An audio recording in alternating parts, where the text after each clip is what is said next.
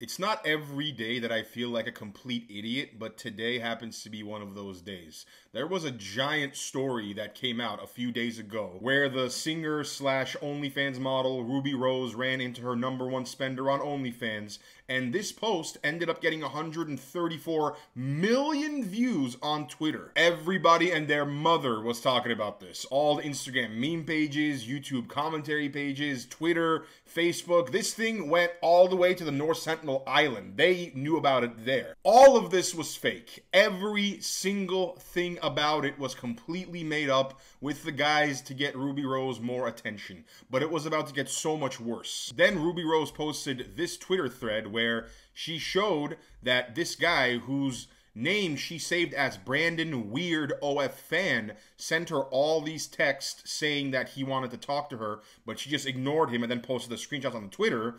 And then in a last-ditch attempt to get her attention, he got a tattoo of her face on the back of his leg. And this, again, also ended up going viral on Twitter, getting 86 million views. It all turned out to be fake because earlier today, that guy Brandon, whose real name is not Brandon, went on a podcast and explained the entire thing was a huge publicity stunt that was orchestrated by Ruby Rose's team. And then it turns out to be, I'm like some obsessive like stalker guy named Brandon, which was the guy on True Life. Where he was addicted to porn. So they didn't fill you in on this beforehand? They didn't say, hey, we have this big idea. This is what we're going to do. So the idea was like, they were like, we're going to use your, I mean, they kind of let me know that I was going to be like this, like one of her like subscribers, I guess, on OnlyFans or something like that, right? I was like, oh, okay, that sounds cool. You know, I didn't know it was going to blow up to this big, huge story. You know, they said it was going to be big. So the $60,000 number was fake? It's a real account, but it's not me. There you have it.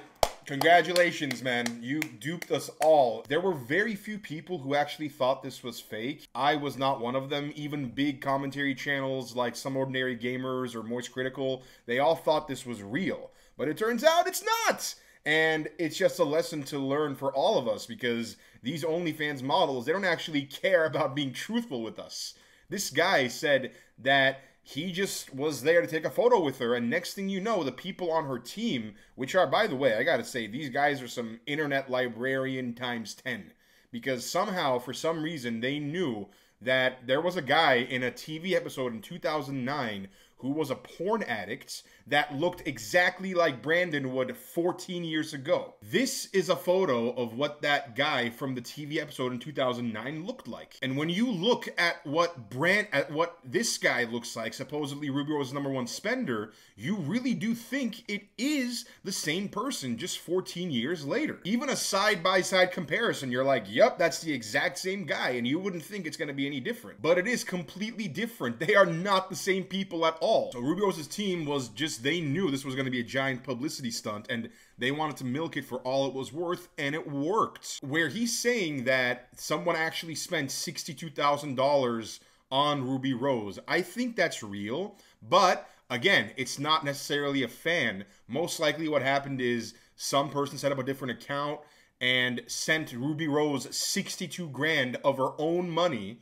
and made it seem like this story was actually real when it wasn't. This is a giant wake-up call, and it makes me realize that these OnlyFans models, they are not in the business of being authentic or honest. Their entire purpose is to lie to you and sell you a fantasy that isn't real. They do that for a living, so why wouldn't they go to the same means to get attention to themselves? Well, there's no reason they wouldn't, and as evidenced by here, that's exactly what they would do. They don't care about being truthful to you. They're not in the truth business. They're in the fantasy and lie business, which is exactly why so many people subscribe to them, because they show lives that are not real. I mean, no person is going to be like, oh, I want 10 schlongs in my face right now. Give it to me right now, daddy. They don't actually want that either. But they want you to think that they want that, so you subscribe to their OnlyFans. Or even here, in this instance, yeah, I met this person and it went viral. You look at this guy and this looks like exactly the type of person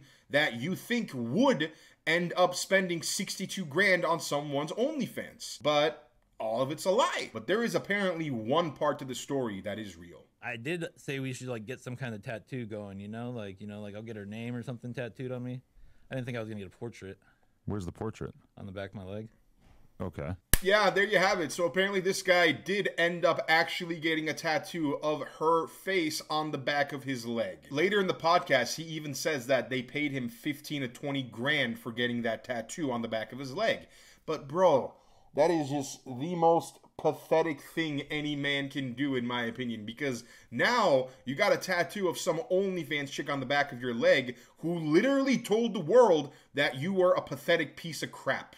And you're wearing it literally on your body for the rest of your life. This guy at all doesn't seem bothered by that. So in my opinion, he's not really a victim here. He's just a guy who saw an opportunity and he wanted to milk it for all it was worth himself and get some money out of it. And he has no problem keeping this tattoo on his leg. Like, dude, what is wrong with you, man? I kind of want to cry for this guy because he is being completely used.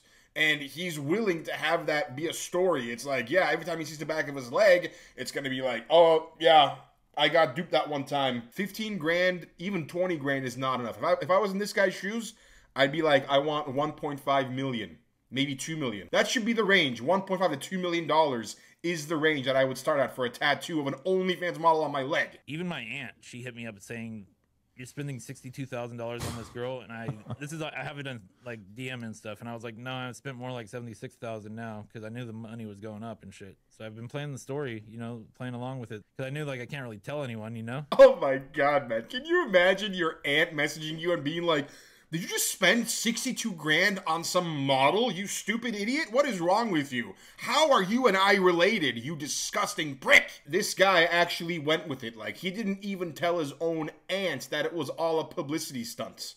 That is just, oh my god, I can't believe this, man. This is the internet day and age. There are so many good things that come with the internet, but this is just one of the crappiest things about it because you don't know if anything is real. You have to lie to your own family to keep up fake narratives about OnlyFans models. That is just so absolutely stupid. I have like friends from like 10 years ago hitting me up, like all of a sudden, and then they're like, wanting to probably hear the story, you know, because they know that something's up, you know. If I had a friend that was in this exact guy's shoes and I saw a post of him spending 62 grand on an OnlyFans model, I would message that guy and I'd be like, you better tell me this is a joke. Otherwise, you and I will never speak again because you are the most pathetic person I've ever seen in my entire life. But this guy apparently didn't see a problem with it again. He just kept rolling with the story.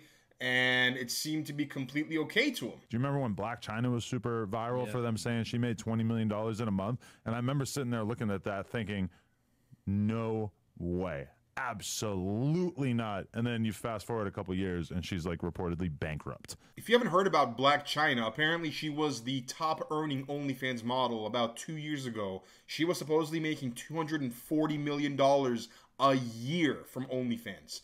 That's insane money. That's, I don't know how many times the money LeBron James makes from his NBA contract, which is insanity. But the internet was running with it, and they believed it was real. Well, lo and behold, she's declaring bankruptcy now because it turns out it's not real.